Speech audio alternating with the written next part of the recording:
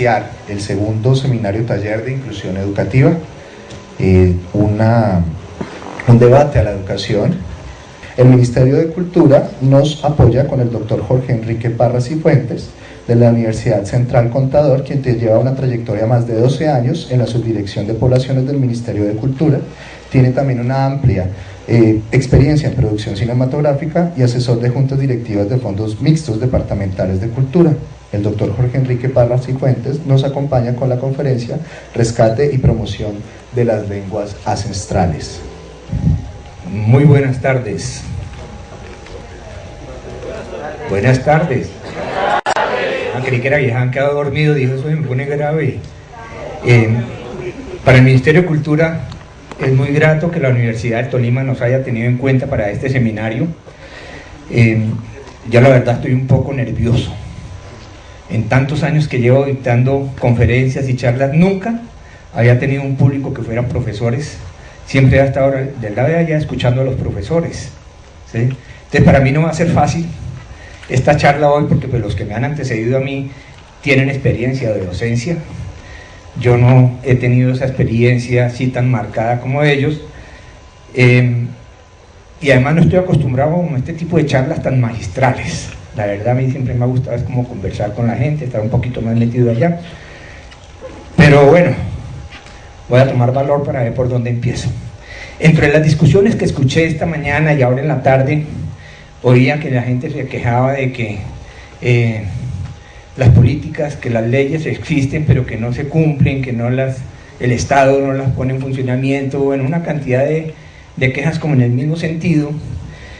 Y yo quiero empezar la charla diciéndoles que nosotros los colombianos, por el solo hecho de ser colombianos, tenemos un deber social y político, y es el de ejercer las veedurías. ¿Qué quiere decir esto? Es que nosotros podemos exigirle al Estado, a las universidades que son estatales, que cumplan con lo que la ley manda, ¿sí? Si nosotros no los manifestamos, seguramente los organismos estatales no van a estar pendientes de esas cosas que de pronto para el Estado pueden ser minucia, pero que para ustedes son importantes. ¿Qué quiero decir con esto? Es que si ustedes no llegan al Estado con las inquietudes, con propuestas, ¿sí?, muy seguramente el Estado no va a tener la capacidad de estar mirando a cada uno de los 40 y tantos millones de habitantes que somos. ¿De acuerdo?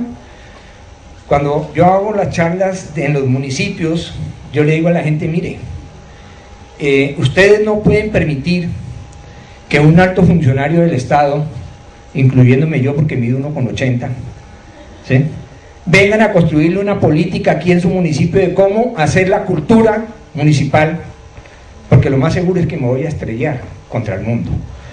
Cuando yo llego a trabajar a la Dirección de Etnocultura y Fomento Regional hace unos 8 años, después de que me trasladaron de la Dirección de Cinematografía, me invitan a trabajar en esa dirección solo porque soy contador público.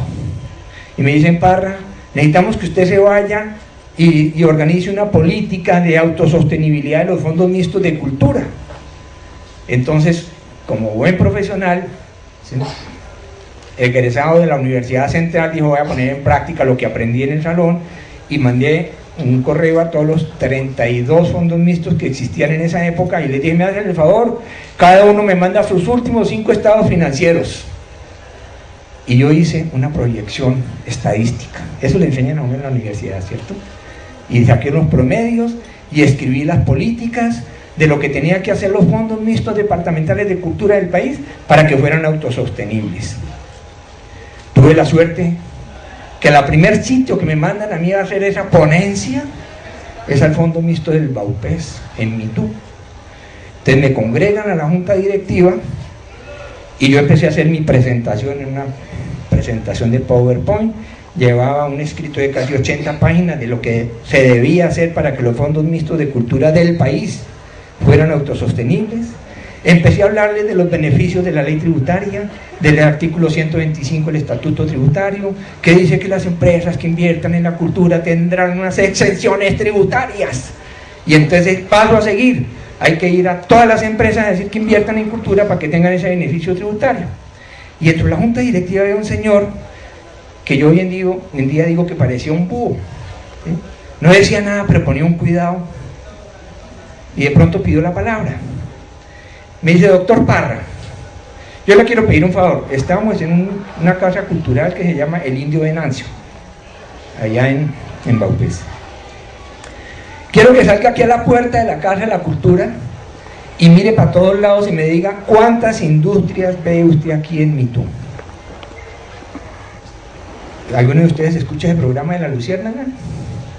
¿No? Bueno, igual a mí me provocaba hacer un conito con mi informe, ¿sí? Mi primera estrellada. Lo que yo había planteado ahí no funcionaba en Mitú, por una razón muy sencilla: no lo construí con ellos. Entonces, ¿qué me tocó hacer? Romper todas las hojas, todo mi trabajo, sentarme con los de la junta directiva, mirar su entorno socioeconómico y empezar a construir la política para ese fondo de allá. Y después me vine para Bogotá, hablé con mi jefe y le dije: mire, el negocio no es así, yo tengo que irme departamento por departamento, convocando a las juntas directivas, convocando a los actores, a los gestores culturales, para que ellos me digan, ¿sí?, cómo quieren que les hagamos la política cultural de ellos. ¿Sí? Entonces, no permitamos que nos manipulen, que nos organicen, que nos hagan las tareas. Nosotros tenemos que hacer las tareas. Y hacer el ejercicio de control fiscal, pues es una tarea de todos nosotros. Nosotros tenemos que exigirle al rector de la universidad que nos cuente si tiene recursos para la cultura, para el desarrollo de la cultura, cómo los está manejando, en qué proceso los está invirtiendo. Porque tengo entendido que las universidades de sus recursos tienen que destinar algo para procesos culturales, ¿sí? Para que no les vaya a pasar como pasó en un municipio, digamos que de otro país, para no ponerme en problemas aquí con los alcaldes. Un alcalde un día necesitaba construir la Casa de la Cultura de su municipio, entonces convocó a un bazar para recolectar fondos para construir la Casa de la Cultura. Y como toda la ciudadanía estaba interesada en que su municipio tuviera su propia Casa de la Cultura, participó toda la ciudadanía en el bazar y fue el éxito total. Recaudaron dinero como para hacer un edificio de 5 pisos. Bueno, pasó el tiempo, a los 15 días el señor alcalde se aparece en el municipio manejando un Mercedes-Benz deportivo descapotado, rines anchos, bien bonito, elegante, y el tipo con gafas oscuras, cachucha, todo vanidoso, manejando su Mercedes-Benz por las calles del pueblo. Y entonces la ciudadanía le preguntó: alcalde, ¿y qué pasó con la plata de la Casa de la Cultura? Y el alcalde, todo oriondo desde su carro, le dice: no se preocupen por esa platica, que en eso ando. Entonces, esto es para que entendamos que nosotros tenemos el deber civil de exigir que el manejo de los recursos que tienen que ver con el desarrollo de los procesos culturales sean invertidos en cultura. Yo hoy voy a hablar del tema de la inclusión, pero no con el enfoque que lo han tomado mis antecesores, que ellos lo manejaron desde un enfoque netamente desde la educación, desde los planteles, desde las escuelas, porque entiendo que eso es lo que ustedes tienen que aprender para llevar ese mensaje a otras personas. Pero también quiero que sepan que el problema de la inclusión y la discriminación no está solamente en la población con discapacidad. Hay muchos otros grupos, ¿sí?, que son discriminados, que son manejados y a veces hasta manipulados, ¿sí?, y que no los tenemos en cuenta. Uno muchas veces hace unas acciones que uno las quiere hacer del tipo de acción sin daño y termina volviéndose una acción con daño, ¿cierto? Por ejemplo, conmigo trabaja una niña que tuvo un accidente, una bala perdida en la columna, no sé qué, y anda en silla de ruedas hace muchos años. Empezó a trabajar con nosotros este año e hicimos un encuentro de gestores culturales discapacitados en Bogotá y los trajimos de los diferentes departamentos a la capital, y entre ellos nos llegaron otros 2 en sillas de ruedas.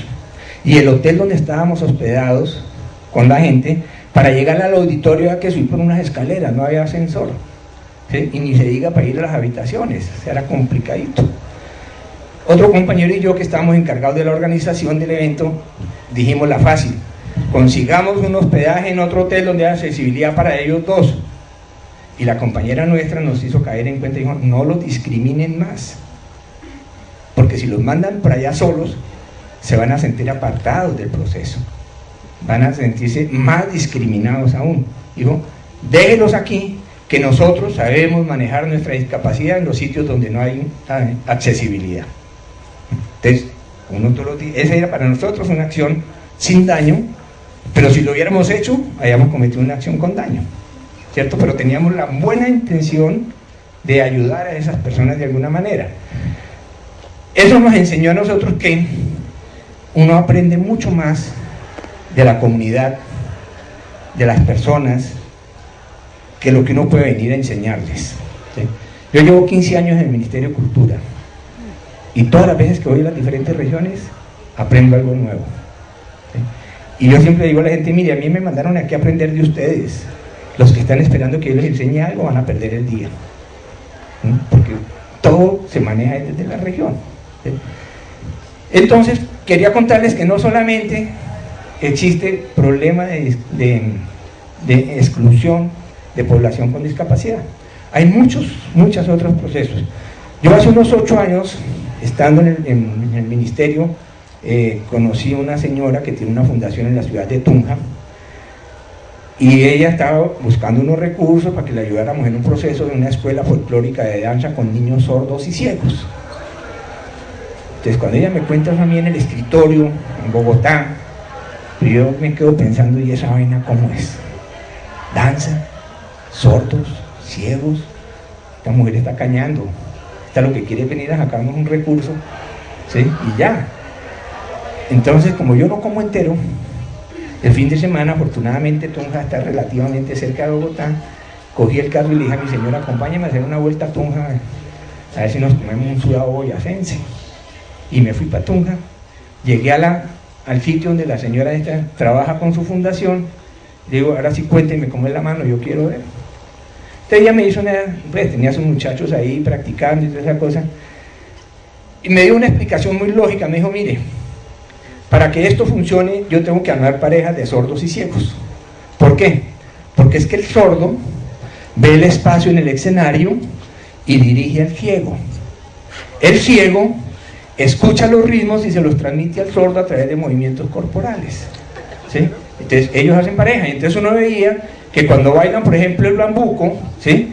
Que mientras que la pareja va haciendo así con un pañolón, aquí el ciego no va haciendo con un pañolón, sino el que va adelante lleva un palo y el ciego va cogido detrás del palo. Te le vamos viendo y el cieguito simplemente va bailando al ritmo que el otro le está, y le va llevando por el espacio donde tiene que moverse. La enseñanza de ese día: solos no podemos hacer nada, tenemos siempre que buscar un aliado estratégico para hacer los procesos, ¿sí? Trabajar con estas comunidades, no voy a decir que es fácil, es complicado, ¿sí? Pero es enriquecedor, porque son personas que con muy poco aprenden mucho y reciben mucho. Con este grupo de danza, yo le decía después a la directora, le dije, bueno, y ahora sí cuénteme para qué les está enseñando a bailar, ¿cierto? Porque si ellos están aprendiendo a bailar única y exclusivamente para que cuando venga la tía de visita, el papá le diga, mijo, venga aquí, le declama a su tía, ¿cierto? Y entonces el señor sale y tía, y dice otra vez, viene esta tía mamona otra vez a declamarle a ella, ¿sí? Digo, yo creo que no es para eso que les enseñamos. A estos muchachos les vamos a enseñar que a través del arte y la cultura también se puede vivir, ¿sí? Porque yo estoy seguro que si yo fuera el papá de Shakira, de Juanes, no estaría aquí haciendo una charla con ustedes. Seguramente estaría por allá en Miami, cuidándole la casa a mi hija, ¿cierto? Pasándola sabroso, sin pensar en que me tengo que madrugar a montarme al avión, que tengo que ir a dormir en un hotel, que al otro día tengo que ir a la oficina a cumplir horario. Seguramente no estaría en ese plan, pero eso me enseña que de la cultura se puede vivir dignamente, si lo saben hacer, ¿sí? El ballet de Sonia Osorio era una industria cultural, y el que me diga que no le vuelvo a hablar, pero eso era una industria cultural, ¿no? ¿Sí? Y no solamente se movía en Colombia, paseó por todos los rincones del mundo mostrando nuestro folclore. Entonces, el tema que manejamos desde la Dirección de Poblaciones, pues lógicamente no está tan enfocado al tema de la educación, porque nosotros respetamos el espacio que tiene que tener el Ministerio de Educación en ese tema, pero nosotros sí nos basamos, nuestro quehacer, en el artículo 7º de la Constitución Política de Colombia de 1991, que dice: el Estado reconoce y protege la diversidad étnica y cultural de la nación colombiana. Desde ahí empieza nuestra obligación como Ministerio de Cultura para con toda la comunidad, ¿de acuerdo?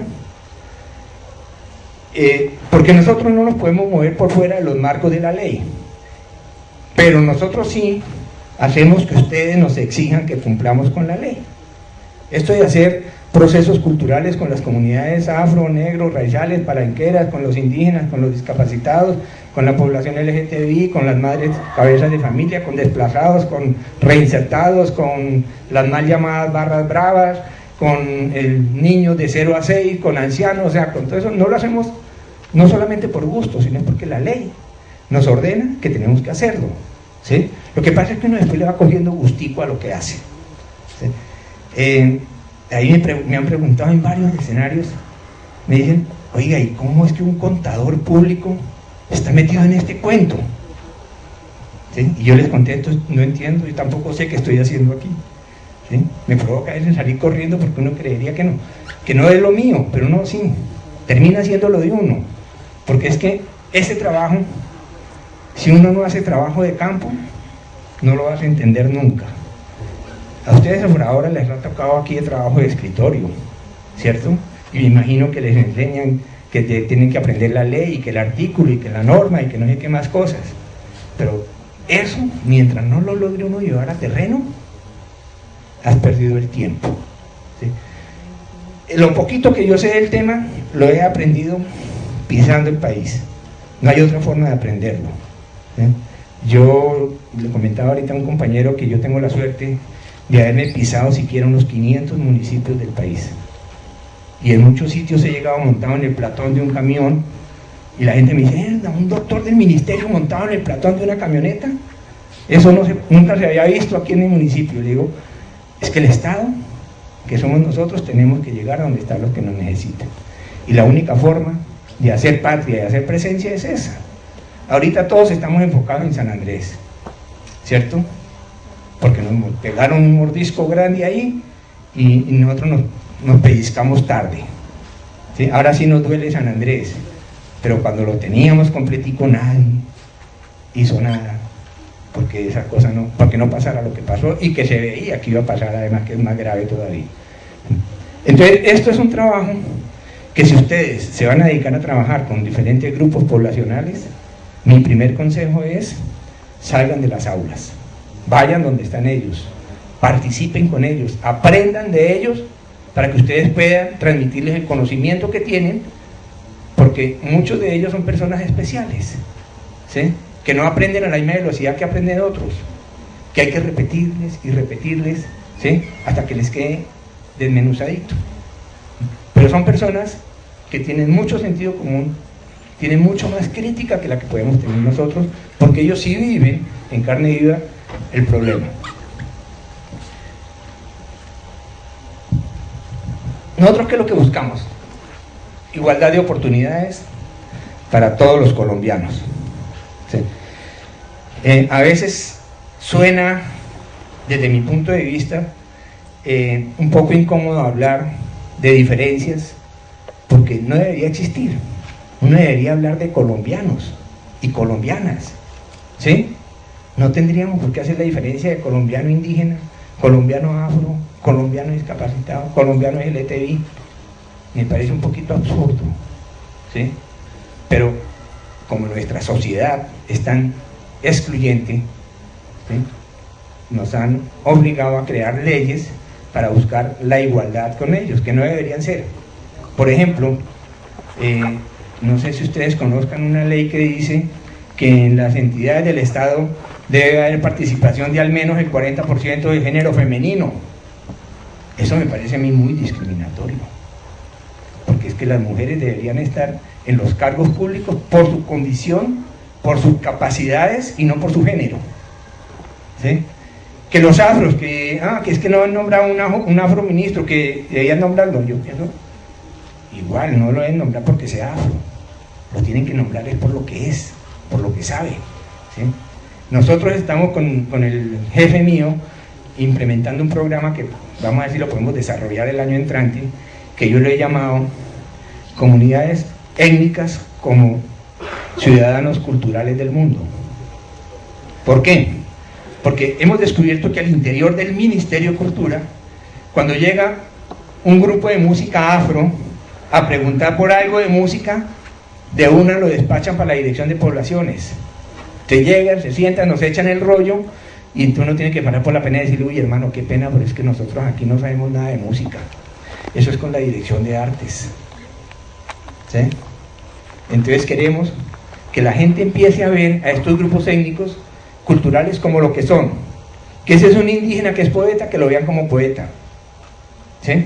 Que si es un afro que es compositor, que lo vean como compositor, independiente de su clase o su raza. Entonces nosotros, pues, ¿qué es lo que hacemos? Pues, en el programa del señor presidente, que tiene que ver con la prosperidad democrática, trabajamos el tema de convergencia y desarrollo regional. Por eso les hablaba al comienzo que nosotros vamos a las regiones a construir con ellos las políticas culturales que ellos quieran que les hagamos, ¿de acuerdo? ¿Y basados en qué? Pues buscando una consolidación de la paz, crecimiento y competitividad, con innovación, buen gobierno, relevancia internacional, sostenibilidad ambiental y con igualdad de oportunidades para todos y todas. ¿Qué políticas se manejan ahí? Pues política integral de desarrollo y protección social, promoción social y políticas diferenciadas para la inclusión social.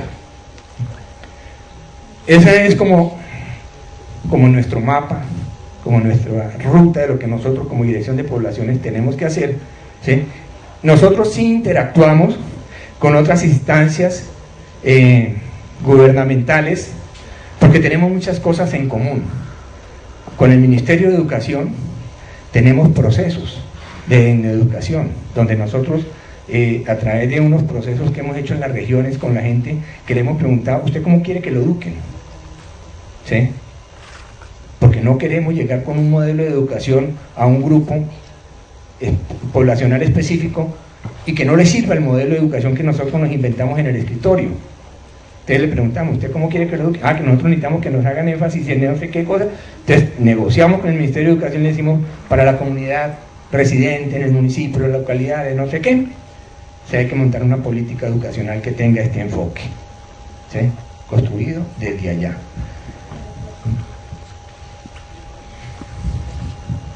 Este es un mapa del contexto nacional de los grupos étnicos. Aquí pues tenemos referencia a datos del DANE del año 2005, pues hace tiempo no se hace un censo. Los grupos étnicos, cuando se hizo ese censo, protestaron porque no los contaron completos, ¿sí? Y resulta que hay unas normas y unas leyes que hablan de unos recursos adicionales para aquellas poblaciones donde hay mayorías étnicas. Y entonces, yo no sé si fue los encuestadores o el momento de sumar las cifras, que le quedaron algunas cifras por fuera que tenía que sumar, y entonces esos sectores no completaron el tope para acceder a los beneficios que el Estado le daba. Entonces ellos no creen en este censo y en esas cifras. Para el año entrante, bueno, no sé si ya lo logren, pero se había planteado volver a hacer un censo agrícola para tratar de identificar quienes se autorreconocen como afros, negros, raizales y palenqueros, ¿sí? Para poder presentar una política de acceso a los recursos que maneja el Estado. Yo no sé si desde allá se alcanza a identificar muy bien, pero pues igual, ahí en las cifras arriba dice que en Colombia habitan 1.392.623 indígenas, que representan el 3,36% de la población nacional, que de los 41.468.000 habitantes, el 10% se reconoció como población negra, afrocolombiana, palenquera y raizal, y que actualmente 11 departamentos concentran el 90% de esta población, y que de esta misma masa poblacional 4.857 personas pertenecen al grupo étnico rono gitano, representando el 0,01% del total de la población. Entonces fíjense que nosotros involucramos, ¿sí?, todos los grupos étnicos que existen en el país, ¿sí? Los gitanos, que me quedé extrañado que hace 15 días conocí a una señora y estuve en la oficina y entonces le conté que nosotros hacíamos procesos con gitanos y me dice, ¿y cómo así? ¿En Colombia hay gitanos? Le dije, pues sí, y le conté dónde estaban ubicados y qué hacen y cómo operan, ¿sí? Y entonces ella, me la encontré la semana pasada en un proceso y me dijo, gracias a usted entendí que en Colombia no solamente hay gitanos, sino que también hay indígenas, que también hay grupos afros, que también hay, bueno, cualquier cantidad de grupos poblacionales. ¿Qué son los grupos de interés? Aquí a nosotros nos ha venido como creciendo el abanico, ¿sí? Porque cuando yo llegué a la dirección de poblaciones, inicialmente pensé que solamente iba a trabajar con indígenas, con afros, con gitanos y la población de discapacidad, que lo tenía clarísimo desde hacía mucho tiempo, pero me encontré con un contexto mucho más amplio, que hay otros grupos poblacionales que existen, que están ahí, ¿sí?, pero que no los hemos visibilizado. Entonces la tarea de nosotros es hacer que todos estos grupos poblacionales y grupos de interés sean visibles, y ser visibles es no hacer con un sombrerito de mago y ¡pah!, aparecieron los gitanos y hacemos fiesta con los gitanos. No, es hacerlos visibles, es que la demás gente conozca la cultura, costumbres y quehaceres de los otros, ¿sí?, que los entes gubernamentales los tengan en cuenta en los procesos de diálogos, y en este caso diálogos culturales, que es la conformación del Consejo Nacional de Cultura, donde en cada municipio existe un Consejo Municipal de Cultura, en los departamentos un departamental, y allí deben converger representantes de todos los sectores, ¿sí?, allí. Entonces nuestra tarea es, señor gobernador, usted en su Consejo Departamental de Cultura no tiene la representación de los grupos indígenas, me hace el favor, los convoca y les da posesión como consejeros, ¿sí? Lo mismo pasa a veces con los de población con discapacidad, en otros no está la representación afro. Entonces esa es parte de nuestro quehacer para que por lo menos se empiecen a visibilizar en los espacios de diálogo entre la sociedad civil y el Estado, que son esos consejos departamentales de cultura.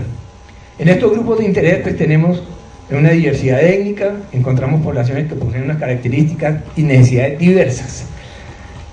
Ahí sí que es importante tener claridad en ese aspecto, porque es que resulta que nuestros compatriotas de La Guajira son tan colombianos como nuestros compatriotas de Puerto Nariño en el Amazonas, ¿sí?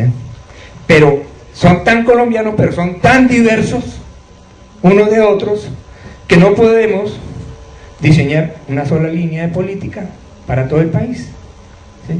Yo no sé si ustedes han oído hablar de la famosa ley 80, que es la ley de contratación, de las mejores leyes desde mi punto de vista que se han creado en el país, pero vaya, aplique esa ley en las selvas del Amazonas. Entonces pídale a una comunidad para hacer un proceso, páseme la factura preimpresa con número consecutivo y fecha y el NID y no sé qué. Ellos van a decir, ¿y eso qué es? ¿Sí? Si en muchas regiones de Colombia, ¿sí? Esto es una anécdota de un señor de la DIAN que me lo encontré una vez por allá en Córdoba. Él iba a hacer un trabajo de socialización de cuando sacaron el esquema de la factura, y yo estaba haciendo mi trabajo de visibilización, y me dice, ¿cómo le parece, hermano, que ayer me metí a un restaurante aquí cerca de Montería a almorzar? Entonces almorcé, y cuando terminé le dije al mesero, me hace el favor y me trae la factura. Y entonces el mesero le dice, nosotros no usamos factura. Y yo dije, ¿pero cómo así? Si la ley ordena que todos los establecimientos tienen que tener una factura con el lleno de los requisitos de y le señaló todo lo que dice, y el mesero le contesta, ajá, pero aquí esa vaina no pegó. Y frescos, ¿sí? Esa es la diversidad de nuestro país, ¿sí? Cada uno tiene ya su esquema, ¿sí? Y hay que trabajar para los esquemas de cada uno. Tenemos poblaciones con discapacidad, población en situación de desplazamiento, desmovilizada, desvinculada, población campesina, infancia, juventud, y hay muchos más, entre esos mal llamadas barras bravas, la población LGTBI, bueno, la población circense, por ejemplo, forman parte de otro grupo poblacional, porque ellos tienen sus propias costumbres y sus propios modus vivendi, ¿sí? Ese mapa ahí sí no se ve nada, pero esto es lo que nos está mostrando ahí, dónde están asentados los diferentes grupos poblacionados en el territorio colombiano, y pues podemos ver que hay diferencias. Cada colorcito de esto representa un grupo. Entonces podemos ver que hay diferencias. Aquí en el Tolima hay 3 clases de grupos poblacionales, en Cundinamarca hay como 5, arriba en la costa sí ni se diga, ¿sí?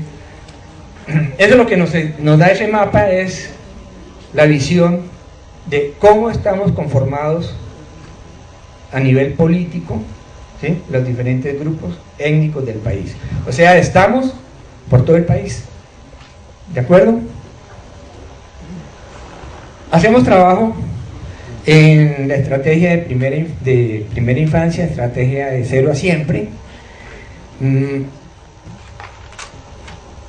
Normalmente la estrategia se llamaba de 0 a 6, pero es que nosotros vamos un poquito más allá. Sí, de 0 a siempre quiere decir que todos los jóvenes como yo tenemos derecho, no se ría. Todo el que tenga la edad misma mía o menos es un joven, ¿sí? Entonces tenemos derecho, por fin me vi incluido en alguna de las leyes del Estado, ¿sí? Porque siempre hablaban de los niños, de los adultos, y de los adultos mayores, y uno quedaba ahí como metido entre el sándwich. Ya hoy formo parte de las leyes y hasta de las estadísticas, ¿cierto? ¿Cuál es el objetivo? Contribuir al desarrollo integral de los niños de 0 a 6, promoviendo el ejercicio de los derechos culturales a través de los lenguajes expresivos, estéticos, para la integración. Hay un marco normativo, ¿sí?, que nos dice, nos marca el derrotero que debemos seguir. La ley 1098 del 2006, Código de Infancia y Adolescencia, la ley 1450, el COMPE 109, la ley 12 del 91, y la población a la que va dirigida todas estas normas, ¿sí?, se estima que están en 5.141.000 niños en edad de 0 a 6. Entonces fíjense que no es solamente por gusto que lo hacemos, es porque la ley, ¿sí?, nos obliga. En agosto, una sentencia del Consejo del Estado, ¿sí?, ordenó al Ministerio de Cultura que tenía que construir un kiosco de las costumbres de la población víctima de la masacre de Mampuján, ¿sí? Y entonces a nosotros nos tocó irnos a Mampuján a negociar con las comunidades para ver cómo querían su kiosco, ¿sí?, con el agravante que la norma dice tiene que ser un kiosco hecho con las costumbres. Entonces cuando uno le hablan de kiosco, ¿cómo te lo imaginas? Cuando le dicen kiosco, ¿qué forma le ves? ¿Ah? Algo muy sencillo, solo con las columnas pueden ser de madera, encima puede ser paja. ¿Y la forma? ¿Redondo, cuadrado?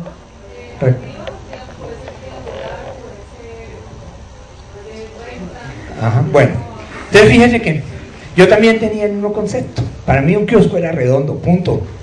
Y entonces llego allá a la comunidad a negociar el kiosco y me dicen, es que nosotros lo queremos rectangular. Digo, pero es que la corte me dice que tiene que ser kiosco, y kiosco es redondo. Me dice, no, porque aquí si lo hacemos redondo, si usted mira todas las casas son redondas, y si lo hacemos redondo se convierte en una casa de familia y pierde el concepto de kiosco comunal, que es lo que nosotros queremos, ¿sí? Entonces le dije, hagamos un acta y usted me dice por qué es que lo quiere rectangular y no redondo, porque a mí la corte me dijo que era redondo, ¿cierto? Y el otro tema que discutimos fue el tema de lo que tú dijiste, de las columnas de madera, ¿cierto? Le dije, entonces dijeron, no, lo queremos en columnas de concreto. Y dije, pero no, mire que la costumbre, que ajá, y que para allá. Digo, sí, doctor, pero lo que pasa es que si lo hacemos en columnas de madera, dentro de 3 años tenemos que pedirle más plata para cambiar las columnas, porque el gorgojo viene y se las come. Entonces le dije, hermano, fácil, pongamos un aviso ahí que diga prohibido comerse la madera, ¿Sí? Me dijo, no, es que el gorgojo primero se come el aviso. Entonces, las vamos a hacer en concreto, ¿sí? Y quedó en el acta que por petición de la comunidad se hacían las columnas en concreto, ¿sí? Entonces, nosotros, todo eso es por órdenes de la ley, ¿sí? Nosotros no fuimos allá por gusto a construirles el kiosco a esa comunidad, sino porque la ley nos ordena y nos toca hacer las acciones, y además nos dan unos plazos perentorios que nos dicen, si tal día el kiosco no está, no lo invitamos a la fiesta. Entonces, para que nos inviten a la fiesta, nos toca hacerles el kiosco rápido. Jóvenes en riesgo. Entonces, ¿qué trabajamos con jóvenes en riesgo? Prevención de reclutamiento forzado para niñas, niños, adolescentes y jóvenes. Hay un COMPES que ordena que hagamos procesos con ese grupo. Prevención del embarazo adolescente. Está el COMPES 147, ¿sí? ¿Qué pasa con ese tema de la prevención del embarazo? Que no es un tema fácil de abordar. Con todas las comunidades no se puede hablar en el mismo idioma o el mismo lenguaje o en los mismos términos, porque es que resulta que, por ejemplo, con las comunidades indígenas, cuando la niña tiene su primer periodo, ya está en estado de merecer. Y la obligan a que se organice, a que tenga marido y que tenga hijos, ¿sí? Entonces con ellos, pues no vamos a ir a hablar de embarazo adolescente, ¿sí? Porque eso es como lo normal y lo cotidiano en esa comunidad. Con ellos hay que llevarles el tema con un enfoque diferencial, ¿de acuerdo? Diferente al tema que manejamos con las comunidades afro, y diferente al tema que manejamos en los colegios de los barrios, de las ciudades, ¿sí? De acuerdo al público receptor, uno tiene que armar el esquema para hablarles en un lenguaje que no los vaya a ofender, que no se van a sentir maltratados, ¿sí? Sino que entiendan que estos son procesos de prevención que tienen un beneficio para ellos. Barriadas sociales para la inclusión social y culturas urbanas. También hay decretos y hay leyes que nos ordenan hacer trabajo con ellos, que ahora se llaman barrismo social, el tema de las barras bravas. ¿Y qué es lo que estamos buscando con ellos? Que cambien su esquema de violencia, ¿sí? Que ellos empiecen a entender que el hecho de formar parte de una barra de estas tiene que ser para construir igualdad, construir participación y derecho a participar, porque desde que aparecieron las tales famosas barras bravas en los estadios, nosotros los que nos gusta el deporte por ir a divertirnos no pudimos volver al estadio, ¿sí? Yo no soy capaz de ir con mis hijas a ver un partido de Santa Fe Millonarios, de pensar que me las van a pegar, me las van a maltratar, porque la última vez que yo fui, hace 38 años, a un clásico en Bogotá, fui con unos primos, unos eran de Santa Fe, otros eran de Millonarios, y estábamos felices ahí discutiendo unos y otros, entre nosotros, cada que había un gol del uno, del otro, y de pronto un señor que estaba detrás se disgustó con uno de mis amigos y le mordió una oreja y le quitó un pedazo del óvulo. Entonces uno dice, ¿ya qué voy a ir a un estadio? ¿Sí? Yo no sé lo que hice ir a un estadio con ninguna de mis dos hijas, por ejemplo, a ver un partido. Hemos ido a conciertos de Carlos Vives y a otro tipo de actividades dentro del estadio, pero ver un partido ya uno se lo piensa. Entonces, lo que buscamos con ellos es decirles, mire, ustedes pueden estar organizados, ¿sí? Pero tienen que darle un norte a su organización, un qué hacer, ¿sí? Hay que buscar que ellos desarrollen unas actividades, por ejemplo, que monten industrias de souvenirs para que vendan en los estadios, ¿sí? Eso es un negocio que les va a permitir a ellos autosostenerse como barras hinchas de cualquier equipo, de cualquier país, departamento, ¿sí? Eso es lo que buscamos nosotros con ellos, y pues ahí el marco de la ley nos ordena y nos dice cómo lo debemos hacer, y ellos nos exigen que nosotros les cumplamos. En el tema de víctimas, pues la ley 1448 del 2010, estas son las llamadas madres del silencio, son una foto de Rodrigo Grajales, ¿sí? Y hay que, el objetivo es contribuir al diseño e implementación de las medidas de satisfacción, lo que yo les hablaba del kiosco. Pero el kiosco es una medida de satisfacción, ¿sí? Que debemos cumplir porque nos toca cumplir con ella, ¿de acuerdo? Acompañar los procesos de reconstrucción de la memoria, desarrollar campañas de sensibilización con enfoque diferencial y derechos especiales de las comunidades, y también tiene su marco legal y tenemos aquí la información de cuál es la población que está, por ejemplo, en situación de desplazamiento. Hay 3.875.000 personas. La población afectada por tierras abandonadas son 785.000. Personas víctimas de minas antipersonas, personas víctimas de la violencia sexual, personas víctimas de homicidios, personas víctimas de secuestros. Todos esos son grupos que se nos han venido uniendo o pegando a nuestro quehacer como dirección de poblaciones. Con todos ellos nos toca hacer procesos. Con la población carcelaria hacemos unos procesos también, ¿sí?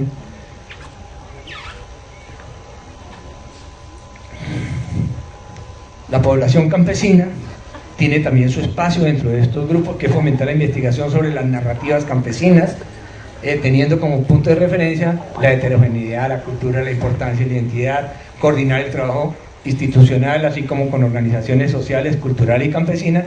Tiene también su marco legal y habla de que la población rural en Colombia son de 10.524.000 personas, que la población urbana son 31.566.000, ¿sí? Y que el índice del PNUD nos dice que el 32% de estas personas están o forman parte de grupos diferenciales. Con la comunidad árabe, con ellos, se me ha olvidado nombrarlos en toda la charla, pero con ellos hacemos también un proceso, porque es que ellos llegaron a nuestro país hace muchos años, ¿sí? Y se han conformado y se han constituido y están más centrados en la costa atlántica que en cualquier otra parte del país, pero ellos tienen sus propias costumbres y cultura, ¿sí? Y como ya son parte nuestra, nosotros tenemos que velar porque esas costumbres de ellos no las pierdan. Ellos, ¿sí? No para que los colombianos nos volvamos con las mismas costumbres de ellos, no, el que quiera pues con mucho gusto puede aprender y puede participar, pero lo más importante es hacer que esa cultura no se pierda, que prevalezca, que exista, que sea visibilizada. Esta es una foto de una mezquita. ¿Ustedes saben dónde queda esa mezquita? ¿Alguno la ha visto? ¿No? ¿Pero qué? ¿Será en Colombia? ¿Ah? ¿Sí es Colombia o no? No pareciera, ¿cierto? Bueno, esa mezquita es la segunda mezquita más grande de Sudamérica y queda en Maicao. Allá hay un asentamiento árabe muy importante. Casi todos los comerciantes de Maicao son de descendencia árabe, y entonces pues también con ellos hacemos trabajos de difundir estudios y materiales audiovisuales, diseñar estrategias de reconocimiento y promoción de la identidad, trabajar con la comunidad, promover el estudio, apoyar estudios históricos. Con ellos nos pasa algo muy particular que no nos pasa con ninguna de las otras comunidades, y es que cuando vamos a ir a hacer un trabajo con otra comunidad, nos toca empezar por conseguir recursos para hacer el proceso, ¿sí? Y el proceso hay que conseguir plata para el hotel, porque hay que llevar a la gente y pagarle el hotel, pagarle los transportes, comida, toda esa logística. Con los árabes es al contrario. ¿Cuánto necesitan que le demos para que vengan y nos hagan un proceso? ¿Se dan cuenta la gran diferencia? Ellos no necesitan apoyo económico, pero sí necesitan apoyo estatal para que los visibilicemos. Eso no lo pueden hacer ellos sin el aporte nuestro. Y esa es la tarea que nosotros hacemos ahí en ese campo con la comunidad árabe. Población con discapacidad. Si miramos el mapa, todo el mapa de Colombia tiene población con discapacidad. La ley 1237 del 2008 habla de fomentar, promover y difundir las habilidades, talentos y las manifestaciones artísticas, culturales de la población con algún tipo de limitación física, psíquica o sensorial. Realizar acciones concretas de inclusión. ¿Sí? A nosotros no nos piden como ministerio que hagamos acciones de accesibilidad. ¿Sí? ¿Por qué? Porque nosotros no tenemos nada que ver con la infraestructura. Hay otras instancias que tienen que ver con las infraestructuras. Entonces aquí, por ejemplo, si la gobernación del Tolima no tiene en su edificio accesibilidad para la población con discapacidad, no somos nosotros los del Ministerio de Cultura los que vamos a invertir la plata para que hagan las rampas, que pongan los ascensores. Es la gobernación la que tiene que hacer eso. Nosotros lo que tenemos que hacer es decirle, señor gobernador, pilas, allá no hay accesibilidad. Aunque nosotros del Ministerio de Cultura, yo no voy a hablar muy duro de este tema, porque ya tenemos un edificio viejo, no sé si ustedes conozcan el Palacio de Echeverri, donde funcionamos nosotros, que tenemos en el segundo y tercer piso baños para discapacitados, pero no tenemos ascensores para que suban. Entonces, por eso hablo pasito.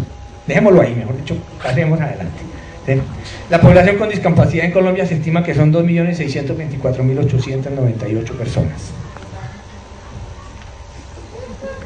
Con las comunidades negras, afrocolombianas, raizales y palenqueras, fortalecer la identidad, el reconocimiento de las comunidades.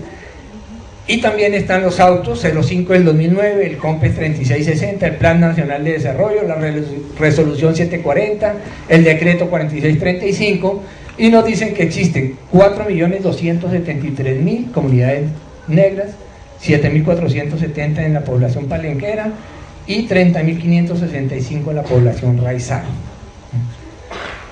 Esto es un grupo que hace mucha presencia en todas las actividades que hacemos, por lo menos nosotros en la Dirección de Poblaciones.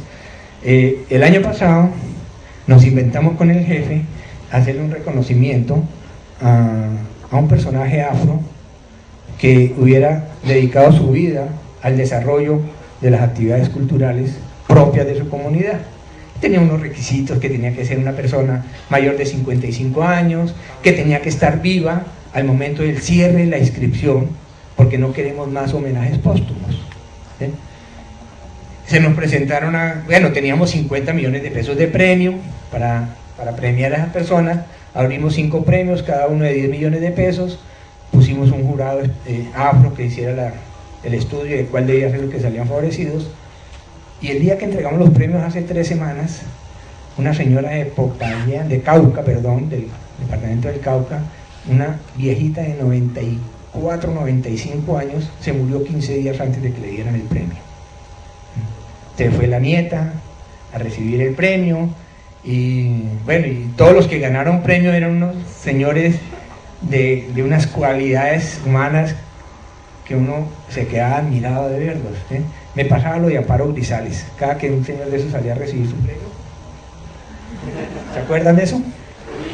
Bueno, se eriza uno todo.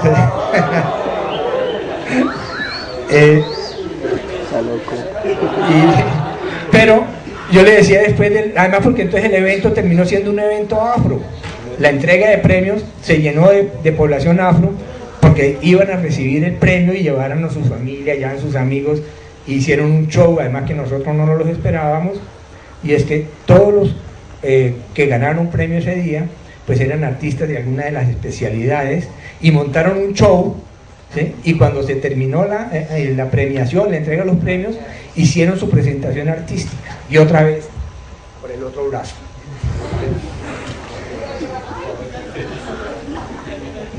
Entonces con ellos, pues, este año, para el 2013, incluimos en nuestro plan de acción, como nos fue también con ese premio para las comunidades afro, incluimos un premio igualito para las comunidades indígenas.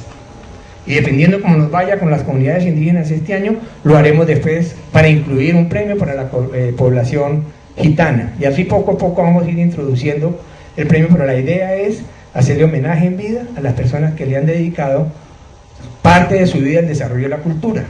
Cuando creamos este premio, yo le decía al consejero nacional afro, le dije, mire, yo no quiero que me postulen al mejor arquitecto afro que existe en Colombia, ni quiero que se lo gane el mejor abogado afro, ni el mejor médico, ¿de acuerdo? No era para ellos, pero si hay un médico que ha trabajado por la cultura y ha hecho procesos de cultura, pues que participe y se lo gane, pero por su trabajo cultural, no por las cirugías que haya hecho. ¿Sí? Esa era una de las condiciones, y eso es lo que esperamos hacer ahora con las otras comunidades. Y esto pues lo cuento para que se nos fueron los compañeros afro que estaban hace un rato allí acompañándonos, qué pesar. Pero se los cuento para que sepan que nosotros como ministerio sí los tenemos en cuenta, ¿sí? Que forman parte de nuestro quehacer, que tenemos procesos, es más, tenemos en el Programa Nacional de Concertación una línea específica, son 7 líneas que se pueden participar allí. Y tenemos una línea específica para comunidades afro e indígenas. y otra línea solita para población con discapacidad, donde pueden presentar proyectos que nosotros les cofinanciamos hasta por 40 millones de pesos. ¿Sí? Es práctica, ¿no? Y es con enfoque diferencial. Cuando yo hago las charlas de financiación de lo cultural, yo lo primero que le digo a mi público es: yo voy a hablar hoy aquí con un grupo de colombianos, ¿sí? Porque no quiero que se me encasillen en que solamente pueden participar en la línea 7 de comunidades afro. No, como colombianos pueden participar en cualquiera de las 7 líneas, donde se sientan más cómodos, ¿sí? Donde se sientan más fuertes. Pero si quieren participar en la línea afro, bienvenidos. Uno de mis trabajos es hacer que el programa en la línea 7 se llene de proyectos, más que en las otras líneas, ¿sí? ¿Por qué? Porque esa es la única manera, la única herramienta que nosotros tenemos para decirle a la ministra de Cultura: ministra, las necesidades de la comunidad de afro, mire lo que vale, ¿sí? Y entonces llegan 150 proyectos y podemos apoyar 30, y los otros 120, ¿qué? Entonces, con ese argumento es que nosotros hemos logrado, por ejemplo, este año la ministra nos encimó 800 millones de pesos en el presupuesto para el año entrante, pero porque tenemos argumentos de peso para decirle: mire, no nos estamos inventando las cifras, ahí están las necesidades. Lo que la ministra no se da cuenta es que yo me voy por todos los pueblos haciéndole puya a la gente, diciendo: miren, presenten proyectos, vean que hay la oportunidad, y opción y tal, y les digo: necesito que me lo llenen de proyectos porque necesito tener el argumento, ¿sí? Y creo que lo hemos logrado porque hemos venido creciendo el número de proyectos presentados por esta comunidad, y también han crecido el número de proyectos favorecidos con recursos. Con el pueblo runo gitano fortalecemos la identidad y el reconocimiento del pueblo run, promovemos la celebración del Día Internacional Run, desarrollar acciones encaminadas a la protección integral de su identidad cultural. Ellos también tienen su propia identidad cultural. Aunque ya esta comunidad de gitanos son, yo creería que todos nacidos ya en Colombia, ¿sí? Pero tienen y preservan las costumbres que heredaron de sus abuelos y sus tatarabuelos y de sus papás, ¿de acuerdo? Esas costumbres no queremos que se pierdan, queremos mantenerlas, que preserven para la eternidad, ojalá. También pues hay un marco legal que nos dice cuál es el derrotero que debemos seguir, y nos dice que en Colombia hay 4.858 gitanos. Con los pueblos indígenas dice que hay 1.392.623 indígenas en Colombia, y lo que hacemos es garantizar la implementación de los planes, programas, proyectos, así como aquellas acciones encaminadas a fortalecer la cultura de los pueblos. Con estas comunidades indígenas nosotros nos ha tocado hacer un proceso también muy especial, y es que cuando vamos a cofinanciar un proyecto, lo primero que le decimos a la persona que lo quiere ejecutar es: vaya y traiga una certificación de la comunidad indígena que diga que ese proyecto que usted les va a hacer, si lo quieren que se lo haga. ¿Por qué? Porque era que antes un ciudadano citadino, aquí como Manuel, por ejemplo, se inventaba un proyecto para hacer un estudio de las comunidades indígenas residentes en la Alta Guajira, ¿sí? Y entonces el hombre presentaba el proyecto, porque como es un duro para hacer proyectos, se ganaba la plata y se iba para la Guajira a hacer el proyecto, y las comunidades indígenas decían: eso no nos sirve a nosotros por un carajo, lo que usted está haciendo no nos interesa, ¿sí? Es más, alguna vez un indígena de estos en una población por allá en la Guajira me dijo: nosotros estamos mamados de que nos sigan estudiando. Me lo dijo en esos términos, porque es que todo el mundo viene y nos hace estudios y estudios y estudios y no nos han servido para nada. Nosotros queremos es hacer nuestros propios procesos, nuestros propios proyectos acorde con nuestras necesidades y a nuestro entorno, y tienen toda la razón. Entonces, si alguno de ustedes quiere hacer un proyecto con una comunidad indígena, lo primero que tienen que hacer es ir allá y pedirles permiso, y si ellos lo aceptan, pueden tener la opción de acceder a los recursos del Ministerio de Cultura. Con ellos, pues garantizamos su participación en los consejos nacionales, departamentales de cultura y patrimonio, y poner en marcha estrategias programadas de reconocimiento y visibilización de sus valores y aportes culturales, artísticos de los pueblos en la nación. Ellos son los personajes que yo hace un rato les hablaba de que tenemos que empezar a verlos, si son bailarines, verlos como bailarines, no como indígenas, ¿de acuerdo? Y pues hay demasiado, ellos sí que tienen reglamentación por todos lados, hay leyes, hay autos, hay sentencias.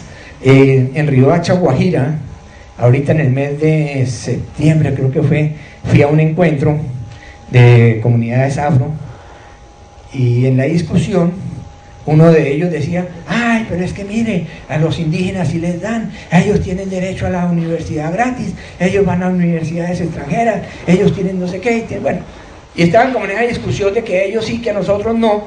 Y entonces el doctor César García, del programa presidencial para comunidades afro, que estaba ahí, que era el coordinador del evento, cuando ellos terminaron esa discusión como de inconformidad que estaban planteando, les dijo: mire, seamos sinceros, no vengamos a pelear aquí a que nos den lo mismo que los compañeros indígenas han logrado. Ellos lo han logrado porque son organizados, ¿sí? Porque ellos cuando se manifiestan con argumentos y con criterios, y hacen una manifestación y paralizan el país.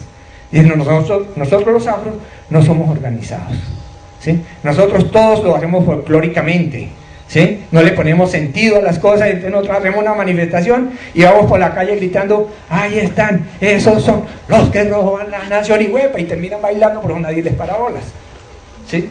Eso les decía el mismo, ¿sí? Afro que maneja el programa de presidencia. Nosotros, para lograr lo que tienen los indígenas, tenemos que organizarnos, ¿sí? Hacer una manifestación con criterio para que nos escuchen y nos vean, ¿sí? Y que no nos sigan viendo como los bailarines que hemos sido toda la vida, ¿sí? Entonces con ellos pues tenemos muchas cosas que hemos hecho, y entre esas muchas cosas hemos trabajado el tema de la recuperación de las lenguas nativas, ¿sí? ¿Qué tiene que ver con la diversidad lingüística? Que está amparada en la ley 1381, ¿sí? que nos obliga a hacer cumplimiento y avanzar en una estrategia para el fortalecimiento y revitalización de las lenguas. En total de hablantes de lenguas nativas hay 850.000 personas. Tenemos la lengua ripalenque de 2.788 personas, la raizal la hablan 21.955, gitanos tienen todavía 3.676 gitanos que hablan su lengua, e indígenas hay 821.000. En Colombia tenemos 68 lenguas nativas. Son muchas, ¿cierto? Es mucha riqueza la que tenemos ahí. Hay unas que están en peligro inminente de extinción. Encontramos, no me van a preguntar el nombre porque no me lo acuerdo ahorita, ¿de acuerdo? Pero encontramos una lengua por allá en el Amazonas que solamente hay una persona que la habla, ¿sí? ¿Y sabe qué pasa con esa persona? Que es un adulto mayor, ¿sí? Y que si ese adulto mayor se nos llega a morir, chao banano, se va la lengua detrás de él. El otro agravante que encontramos ahí en esa comunidad es que no tiene maloca, y las comunidades indígenas no tienen tradición escrita, todo lo de ellos es tradición oral, pero ellos no enseñan por fuera de maloca, ¿sí? Yo no lo puedo llevar para la sala de mi casa y decirle: venga, armemos aquí un salón y traigamos las comunidades para que usted les enseñe. No funciona, ni siquiera en su casa, en su oído, tampoco funciona. Tiene que ser a través de una maloca, porque esa es parte del ritual, no sé cómo definir eso, entre ellos. Entonces nosotros, ¿qué nos tocó hacer? Empezar por conseguir unos recursos para construirle la maloca, pero no se la construimos nosotros porque eso hubiera sido otro error craso. Yo hubiera ido y le hubiera embaldocinado esa maloca para que le quedara bien bonita, ¿sí o no? Y lo hubiera hecho con cualquier palo y con cualquier paja, y le hubiera puesto la puerta para cualquiera de los costados del sol poniente. Resulta que no es así. Primero que todo, ellos, para construir su maloca, primero hacen un ritual pidiéndole permiso a la naturaleza para poder cortar los árboles. Y no sé por qué, pero cuando no hacen el ritual, cortan el árbol, construyen la maloca, el palo se tuerce. No me pregunte la razón, ¿sí? Entonces ellos hacen sus rituales primero para que la naturaleza les dé permiso de cortar los árboles. Para ellos la puerta de la maloca no está para cualquier lado como uno creería. Tiene que estar en una posición frente a la puesta del sol, ¿sí? Y ellos son los únicos que saben por dónde está la puesta del sol. Por dentro tiene que tener unos espacios. Yo ayudé con un proceso para una maloca en el Amazonas, y cuando ya fui a la inauguración de la maloca le vi unos huequitos en las paredes. Le dije, uy, hermano, le quedaron huecos. No, doctor, mire con más cuidado, mira que no son huecos, son estrellas. Y estrellas, a mí me parecían huecos, pero no, para ellos eran estrellas. Y dije, sí, tan lindas las estrellas. ¿Quién les dice que no? Pero esas estrellas tenían también, no eran en cualquier palo ni en cualquier lado, tenían una posición geométrica con respecto a la puerta de entrada, porque por ahí entra el sol en una inclinación de no sé cuántos grados y llega el rayo del sol al centro de la maloca, ¿sí? O sea, tiene su lógica. Entonces yo lo hubiera hecho mirando por cualquier lado y seguramente me hubiera quedado bonito, ¿sí? pero no funcional. Trabajamos también el tema de enfoque diferencial, ¿sí? Que eso proviene del artículo 7 y 13 de la Constitución, que reconoce a la diversidad étnica y cultural de la nación el derecho a la igualdad. Durante todo este proceso que he venido conversando con ustedes, les he mostrado los diferentes grupos, y que nosotros lo único que hemos querido hacer con ellos es que existan igualdades para ellos, ¿sí? Que todos los miremos en igualdad de condiciones y que empecemos a entender que todos somos iguales ante la ley y la Constitución, ¿sí? Implica que personas que se encuentran en situaciones de igualdad deben ser tratadas bajo los mismos parámetros, y aquellas que estén en situaciones diferentes, que se le impide el ejercicio pleno de sus derechos, deben ser tratadas de manera diferencial, ¿sí? Ahí es donde viene el quid del asunto. Entonces, a las comunidades indígenas hay que tratarlas diferente, por todo lo que hemos venido hablando de ellos, ¿sí? Piensan y actúan diferente a nosotros, ¿sí? Para ellos el ritual de la comida no es el mismo ritual nuestro. Para ellos preparar su comida tiene una esencia especial, ¿sí? Entonces todo eso es lo que nosotros tratamos de hacer, que se vuelvan visibles sin que pierdan su costumbre, aunque también me preocupa un pedacito algo, ¿no? Y es, si un muchacho indígena se viene a la capital a estudiar ingeniería o antropología, o pues tiene el derecho a cualquiera de las ramas del saber, lo más seguro es que ese personaje, cuando se vuelva profesional, de pronto ya no quiere volver a su territorio, porque si se hace ingeniero, ¿quién le da un contrato allá en una maloca? Si es contador público, ni se diga, ¿no? Nosotros no tenemos nada que ver, por eso por allá no pegó, ¿sí? Pero igual uno dice, tiene todo el derecho a quedarse a explotar su profesión, ¿sí? Pero lo rico sería que esas comunidades vinieran, aprendieran un quehacer profesional de algo que tenga que ver con el desarrollo de su comunidad, para que ellos vengan, aprendan y regresen a trabajar con ellos. Hay muchos que sí lo hacen, ¿sí? Hay muchos que sí van y se capacitan pensando en que van a ir a trabajar con su comunidad. Nosotros hace unos 4 años hicimos un encuentro de gobernadores indígenas en un municipio en los Llanos Orientales que se llama Restrepo, y trajimos de todas las partes del país gobernadores indígenas. Y cuando yo iba a ir ya para Villavicencio, me iba a ir en mi carro, y dije, no, pues yo voy a llevarme 4 gobernadores en el carro, pues igual me voy solo, y los monté. 4 que fui, los recogí en el aeropuerto, y en camino se van conmigo porque no me van en el bus, y nos fuimos hablando, y me quedé aterrado. Uno de ellos había sido seminarista, estuvo en el Vaticano, ¿sí? Era como ayudante número 10 del Papa, algo así. Sabía 7 idiomas, estudió teología, y cuando ya se iba a graduar de sacerdote se dio cuenta que se había equivocado de profesión y se retiró, porque él me decía, Jorge, es que lo que yo estaba aprendiendo en el seminario iba en contravía de las costumbres de nuestras comunidades indígenas.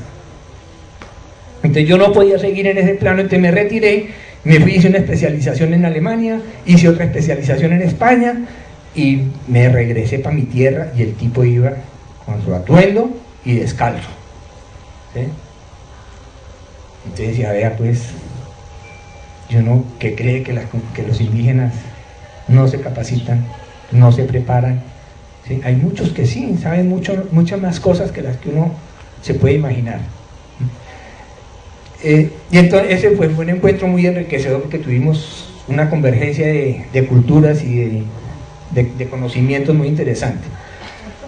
En el tema de la igualdad, pues trabajamos la identidad cultural, que sumado al valor significativo y de una estructura de la cultura, fíjense que nosotros siempre todo lo basamos en temas de la cultura, nos da como un resultado el enfoque diferencial. ¿Por qué?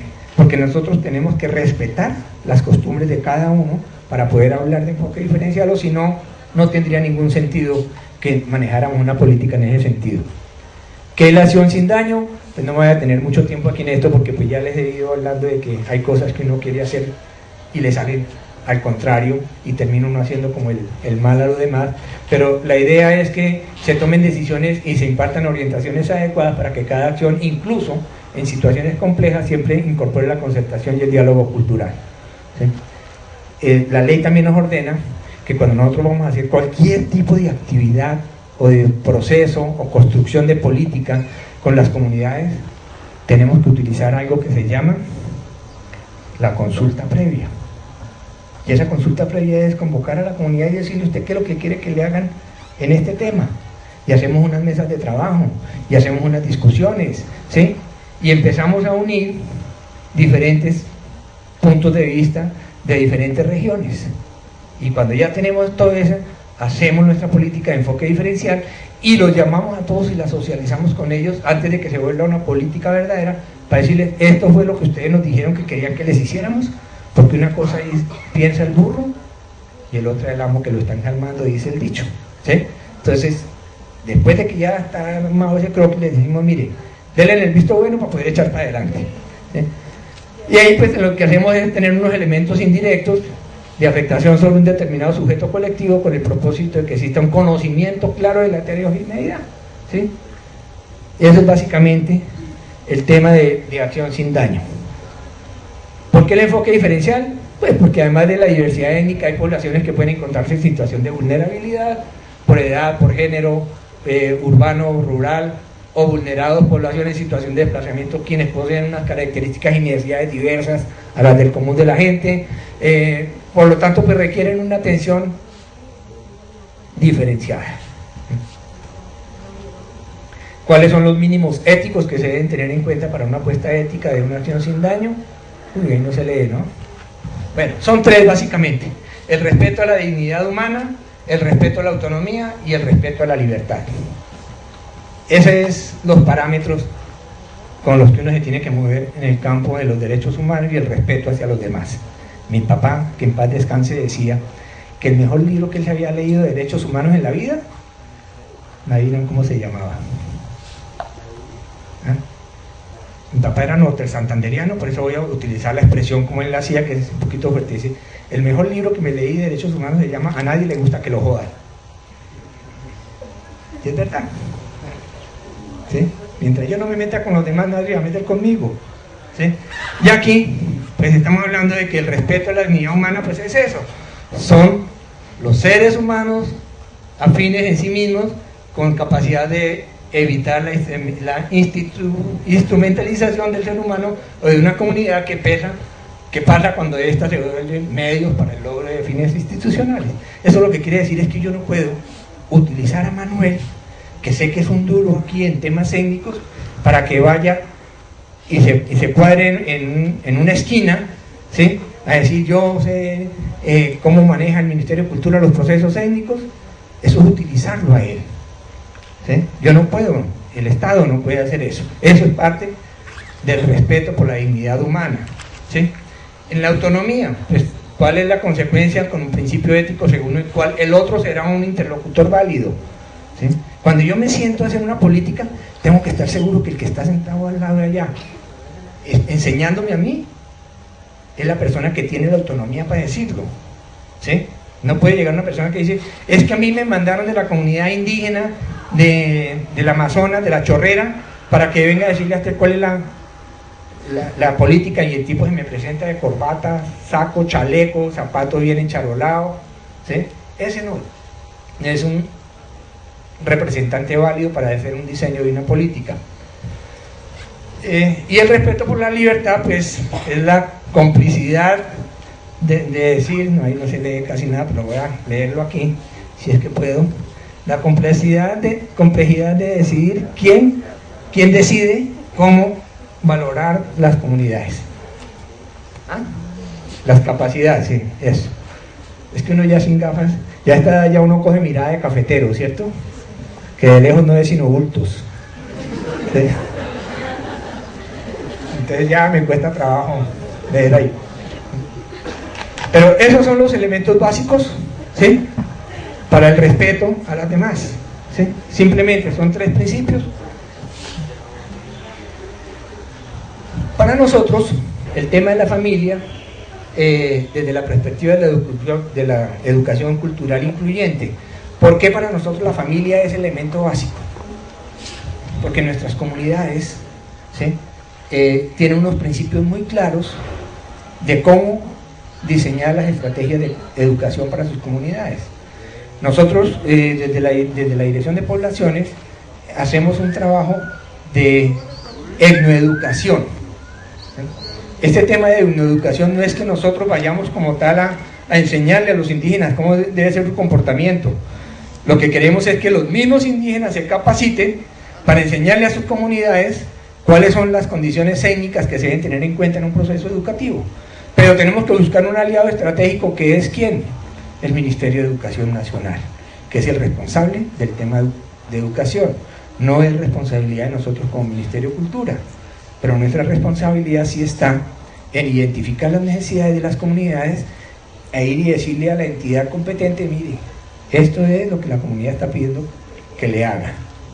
Entonces la familia, pues, es la base fundamental de los procesos educativos, ¿sí? Porque ellos enseñan y transmiten a sus hijos todo el conocimiento que tienen. Hay unas problemáticas que tenemos identificadas como es la pérdida de la lengua o los idiomas propios, pérdida de la valoración y respeto de las autoridades tradicionales en cuanto a saberes ancestrales, a los abuelos, a las abuelas, desconocimiento de las funciones de cada uno de nuestros agentes, agentes educativos tradicionales como sacerdotes, padres, madres, familiares y comunidad, pérdida de normas de comportamiento dadas desde la ley de origen de cada uno de los pueblos, pérdida de las prácticas culturales y conocimiento ancestral, abandono de las prácticas culturales para el desarrollo de la primera infancia, cambio de las dietas alimenticias, embarazos a temprana edad sin contar con las condiciones requeridas, migración hacia las ciudades de los jóvenes que están emigrando a las ciudades, deteriorando los conocimientos ancestrales. En ese tema de las migraciones está surgiendo un fenómeno con las comunidades indígenas, y es que ya hoy en día se habla de los gomelindios.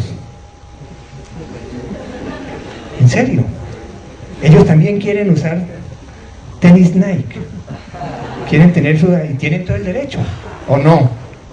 Quieren usar sudaderas Adidas, ¿sí? Ya no quieren usar sus trajes típicos, ¿sí? Ya no quieren hablar lengua.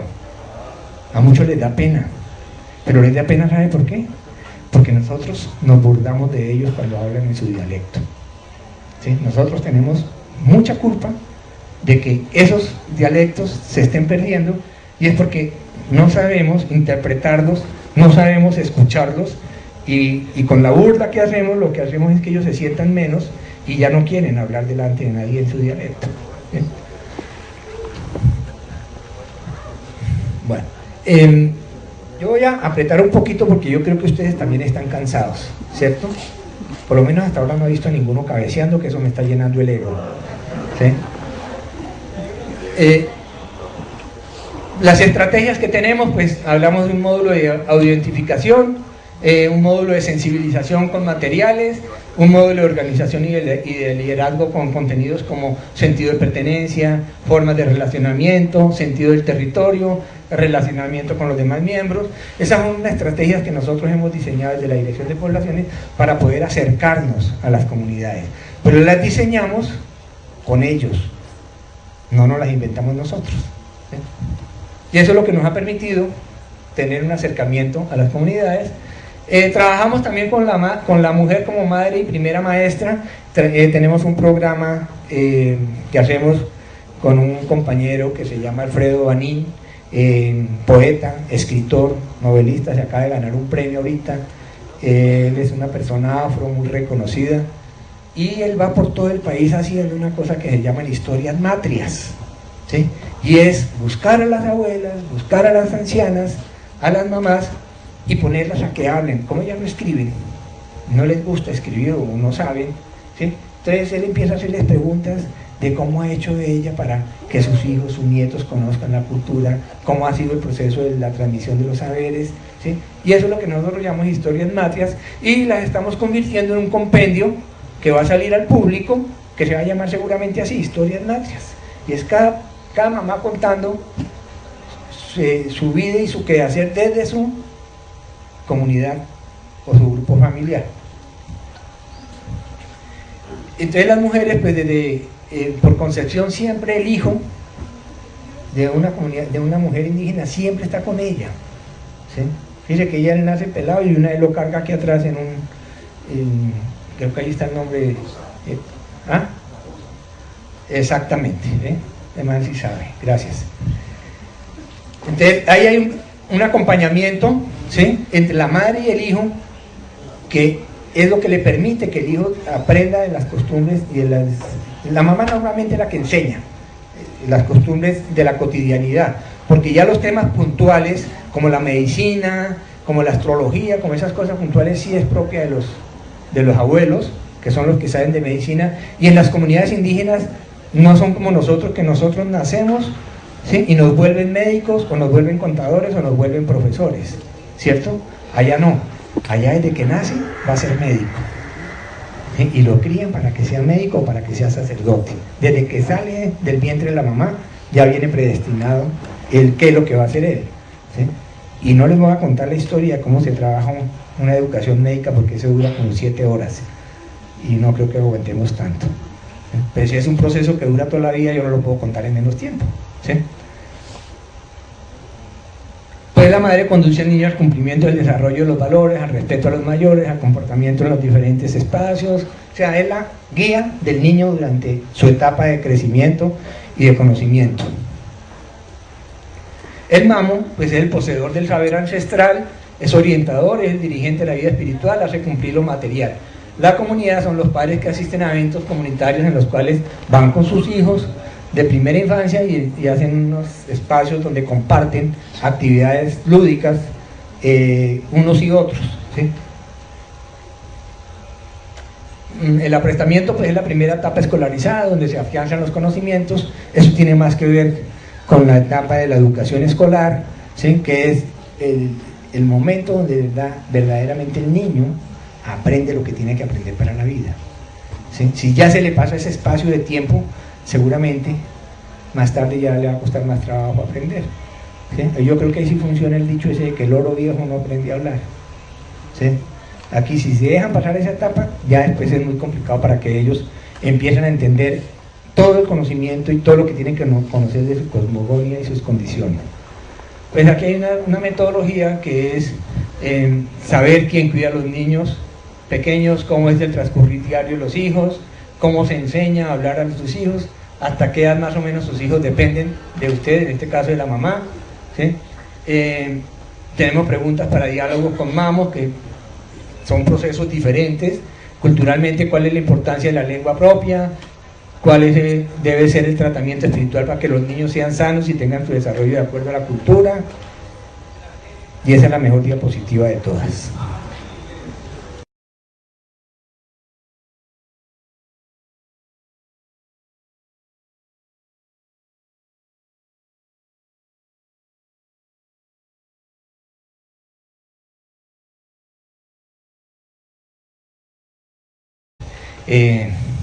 Las políticas, que las leyes existen pero que no se cumplen, que el Estado no las pone en funcionamiento, bueno, una cantidad de quejas como en el mismo sentido.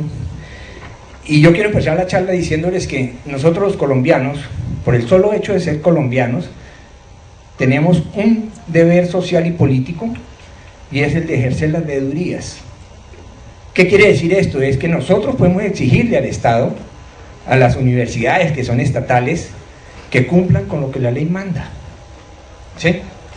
Si nosotros no lo manifestamos, seguramente los organismos estatales no van a estar pendientes de esas cosas que de pronto para el Estado pueden ser minucia, pero que para ustedes son importantes. ¿Qué quiero decir con esto? Es que si ustedes no llegan al Estado con las inquietudes, con propuestas, ¿sí?, muy seguramente el Estado no va a tener la capacidad de estar mirando a cada uno de los 40 y tantos millones de habitantes que somos. ¿De acuerdo? Cuando yo hago las charlas en los municipios, yo le digo a la gente, mire, ustedes no pueden permitir que un alto funcionario del Estado, incluyéndome yo porque mido 1,80, ¿sí?, vengan a construirle una política aquí en su municipio de cómo hacer la cultura municipal, porque lo más seguro es que me voy a estrellar contra el mundo.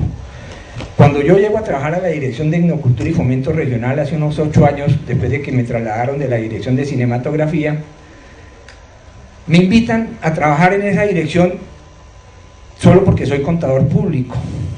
Y me dicen, Parra, necesitamos que usted se vaya y organice una política de autosostenibilidad de los fondos mixtos de cultura.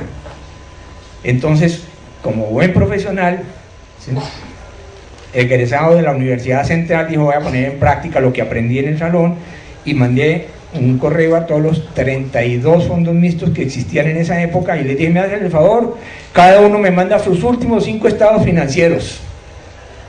Y yo hice una proyección estadística, eso le enseñan a uno en la universidad, ¿cierto? Y saqué unos promedios y escribí las políticas de lo que tenía que hacer los fondos mixtos departamentales de cultura del país para que fueran autosostenibles. Uno muchas veces hace unas acciones que uno las quiere hacer del tipo de acción sin daño y termina volviéndose una acción con daño, ¿cierto? Por ejemplo, conmigo trabaja una niña que tuvo un accidente, una bala perdida en la columna, no sé qué, y anda en silla de ruedas hace muchos años. Empezó a trabajar con nosotros este año e hicimos un encuentro de gestores culturales discapacitados en Bogotá, y los trajimos de los diferentes departamentos a la capital, y entre esos nos llegaron otros 2 en sillas de ruedas, y el hotel donde estábamos hospedados con la gente, para llegar al auditorio había que subir por unas escaleras, no había ascensor, ¿sí?, y ni se diga para ir a las habitaciones, o sea, era complicadito. Otro compañero y yo, que estábamos encargados de la organización del evento, dijimos la fácil: consigamos un hospedaje en otro hotel donde haya accesibilidad para ellos 2. Y la compañera nuestra nos hizo caer en cuenta y dijo, no los discriminen más, porque si los mandan por allá solos, se van a sentir apartados del proceso, van a sentirse más discriminados aún. Dijo, déjenlos aquí, que nosotros sabemos manejar nuestra discapacidad en los sitios donde no hay accesibilidad. Entonces, esa era para nosotros una acción sin daño, pero si lo hubiéramos hecho, habíamos cometido una acción con daño, ¿cierto? Pero teníamos la buena intención de ayudar a esas personas de alguna manera. Eso nos enseñó a nosotros que uno aprende mucho más de la comunidad, de las personas, que lo que uno puede venir a enseñarles, ¿sí? Yo llevo 15 años en el Ministerio de Cultura, y todas las veces que voy a las diferentes regiones aprendo algo nuevo, ¿sí? Y yo siempre digo a la gente, mire, a mí me mandaron aquí a aprender de ustedes. Los que están esperando que yo les enseñe algo van a perder el día, ¿sí?, porque todo se maneja desde la región, ¿sí? Entonces, quería contarles que no solamente existe problema de exclusión de población con discapacidad, hay muchos otros procesos. Yo hace unos 8 años, estando en el ministerio,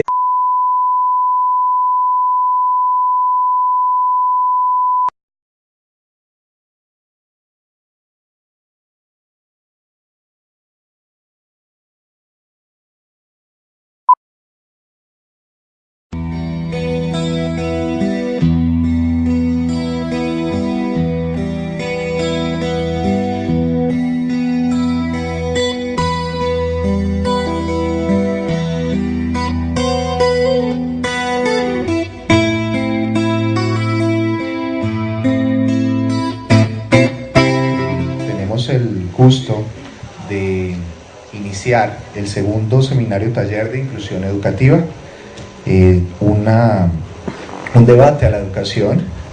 El Ministerio de Cultura nos apoya con el doctor Jorge Enrique Parra Cifuentes, de la Universidad Central Contador, quien te lleva una trayectoria más de 12 años en la Subdirección de Poblaciones del Ministerio de Cultura. Tiene también una amplia experiencia en producción cinematográfica y asesor de juntas directivas de fondos mixtos departamentales de cultura. El doctor Jorge Enrique Parra Cifuentes nos acompaña con la conferencia Rescate y Promoción de las Lenguas Ancestrales. Muy buenas tardes. Buenas tardes. Creí que era vieja, han quedado dormido, dijo, eso me pone grave. Para el Ministerio de Cultura es muy grato que la Universidad del Tolima nos haya tenido en cuenta para este seminario. Yo la verdad estoy un poco nervioso.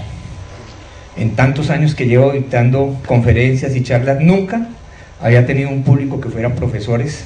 Siempre he estado del lado de allá escuchando a los profesores, ¿sí? Entonces para mí no va a ser fácil esta charla hoy, porque pues, los que me han antecedido a mí tienen experiencia de docencia. Yo no he tenido esa experiencia así tan marcada como ellos, y además no estoy acostumbrado a este tipo de charlas tan magistrales. La verdad a mí siempre me ha gustado es como conversar con la gente, estar un poquito más metido allá, pero bueno, voy a tomar valor para ver por dónde empiezo. Entre las discusiones que escuché esta mañana y ahora en la tarde, oía que la gente se quejaba de que al rector de la universidad que nos cuente si tiene recursos para la cultura, para el desarrollo de la cultura, cómo los está manejando, en qué proceso los está invirtiendo, porque tengo entendido que las universidades de sus recursos tienen que destinar algo para procesos culturales, ¿sí? Para que no les vaya a pasar como pasó en un municipio, digamos que de otro país, para no ponerme en problemas aquí con los alcaldes. Un alcalde un día necesitaba construir la Casa de la Cultura de su municipio, entonces convocó a un bazar para recolectar fondos para construir la Casa de la Cultura, y como toda la ciudadanía estaba interesada en que su municipio tuviera su propia Casa de la Cultura, participó toda la ciudadanía en el bazar y fue el éxito total. Recaudaron dinero como para hacer un edificio de 5 pisos. Bueno, pasó el tiempo. A los 15 días el señor alcalde se aparece en el municipio manejando un Mercedes-Benz deportivo descapotado, rines anchos, bien bonito, elegante, y el tipo con gafas oscuras, cachucha, todo vanidoso, manejando su Mercedes-Benz por las calles del pueblo. Y entonces la ciudadanía le preguntó: alcalde, ¿y qué pasó con la plata de la Casa de la Cultura? Y el alcalde, todo oriondo desde su carro, le dice: no se preocupen por esa platica, que en eso ando. Entonces, esto es para que entendamos que nosotros tenemos el deber civil de exigir que el manejo de los recursos que tienen que ver con el desarrollo de los procesos culturales sean invertidos en cultura. Yo hoy voy a hablar del tema de la inclusión, pero no con el enfoque que lo han tomado mis antecesores, que ellos lo manejaron desde un enfoque netamente desde la educación, desde los planteles, desde las escuelas, porque entiendo que eso es lo que ustedes tienen que aprender para llevar ese mensaje a otras personas. Pero también quiero que sepan que el problema de la inclusión y la discriminación no está solamente en la población con discapacidad. Hay muchos otros grupos, ¿sí?, que son discriminados, que son manejados y a veces hasta manipulados, ¿sí?, y que no los tenemos en cuenta, tenibles. Tuve la suerte que el primer sitio que me mandan a mí a hacer esa ponencia es al Fondo Mixto del Baupés, en Mitú. Entonces me congregan a la junta directiva y yo empecé a hacer mi presentación, en una presentación de PowerPoint. Llevaba un escrito de casi 80 páginas de lo que se debía hacer para que los fondos mixtos de cultura del país fueran autosostenibles. Empecé a hablarles de los beneficios de la ley tributaria, del artículo 125 del estatuto tributario, que dice que las empresas que inviertan en la cultura tendrán unas exenciones tributarias. Y entonces paso a seguir: hay que ir a todas las empresas a decir que inviertan en cultura para que tengan ese beneficio tributario. Y dentro de la junta directiva había un señor que yo hoy en día digo que parecía un búho, ¿sí? No decía nada, pero ponía un cuidado, y de pronto pidió la palabra. Me dice: doctor Parra, yo le quiero pedir un favor. Estamos en una casa cultural que se llama El Indio Venancio, allá en Baupés. Quiero que salga aquí a la puerta de la Casa de la Cultura y mire para todos lados y me diga cuántas industrias ve usted aquí en Mitú. ¿Alguno de ustedes escucha el programa de La Luciérnaga? ¿No? Bueno, igual a mí me provocaba hacer un conito con mi informe, ¿sí? Mi primera estrellada. Lo que yo había planteado ahí no funcionaba en mi tú, por una razón muy sencilla: no lo construí con ellos. Entonces, ¿qué me tocó hacer? Romper todas las hojas, todo mi trabajo, sentarme con los de la junta directiva, mirar su entorno socioeconómico y empezar a construir la política para ese fondo de allá. Y después me vine para Bogotá, hablé con mi jefe y le dije: mire, el negocio no es así, yo tengo que irme departamento por departamento, convocando a las juntas directivas, convocando a los actores, a los gestores culturales, para que ellos me digan, ¿sí?, cómo quieren que les hagamos la política cultural de ellos, ¿sí? Entonces, no permitamos que nos manipulen, que nos organicen, que nos hagan las tareas. Nosotros tenemos que hacer las tareas. Y hacer el ejercicio de control fiscal, pues es una tarea de todos nosotros. Nosotros tenemos que exigirle a los